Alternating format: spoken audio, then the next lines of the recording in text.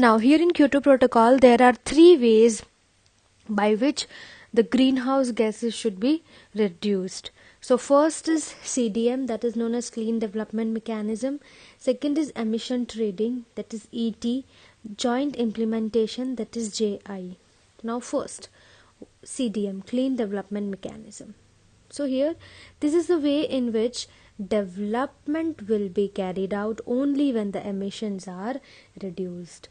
Development तभी होगी जब एमिशंस को रिड्यूस किया जाएगा. So here the concept of carbon credit was introduced. Each and every country will be given equal carbon credits. सबको equal carbon credits दिए जाएंगे. सो क्लीन डेवलपमेंट मैकेनिज्म में कार्बन क्रेडिट का कंसेप्ट आया था, वो हमें याद रखना है. सो 1 टन CO2 के बदले आपको 1 कार्बन क्रेडिट मिलेगा जो इक्वली डिवाइड होगा हर एक कंट्री में. Sometimes the country will over utilise the carbon credits assigned to them. So they will buy these carbon credits from another country who haven't utilized their assigned carbon credits. Example, Indonesia might not be developing at a pace and has spare carbon credits. Then these spare credits are traded in carbon markets. सो यहाँ पे क्या होगा, जो carbon credits दिए गए हैं कुछ countries का ये होगा कि वो अपने कार्बन क्रेडिट्स ओवर यूटिलाइज कर लेंगे, वो ज़्यादा यूज़ कर लेंगे, है ना.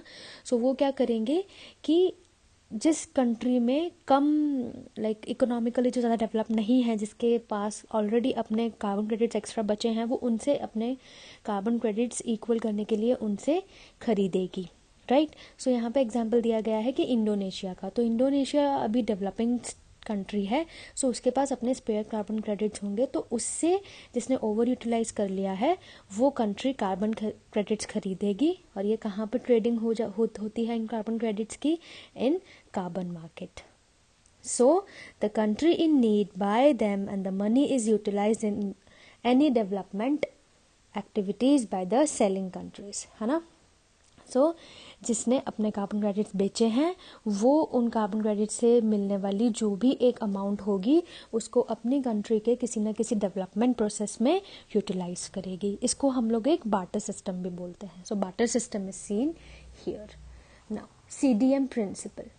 सो Annex 1 कंट्री जो है ना, वो Annex 2 कंट्री को मतलब Annex 2 non annex country.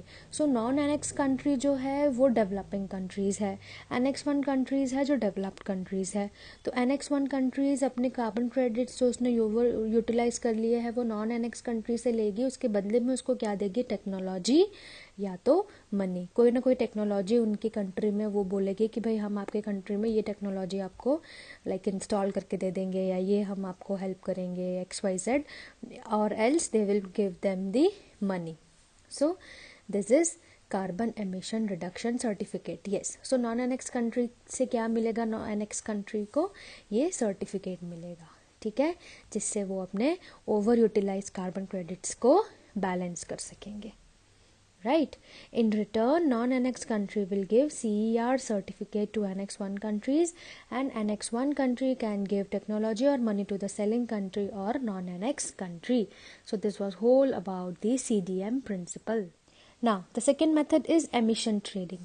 Here, carbon credits are traded here. If total 50 carbon credits are there, only 30 carbon credits are used and 20 carbon credits are spare.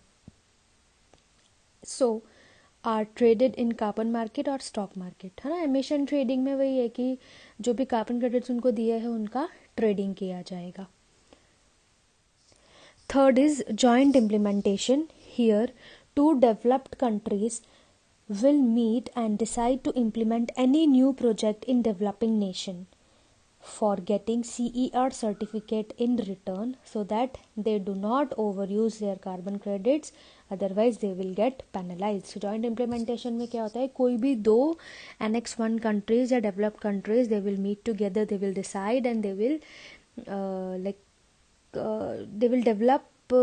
they will set up a new project in any developing nation. सो उसके बदले में उनको क्या मिलेगा? CER certificate मिलेंगे जिसके usage से वो लोग CER की सर्टिफिकेट की वजह से वो जो अपने ओवर यूज कार्बन क्रेडिट्स हैं उनको बैलेंस कर सकते हैं और उनको उसकी पेनल्टी पे करना नहीं पड़ेगी. So this is joint implementation. So these all three were the ways through which we can reduce the emission of those greenhouse gases. So first was CDM, second was emission trading, and third was joint implementation. So this was whole about the Kyoto Protocol. Thanks for watching and please subscribe to my channel if you like the video.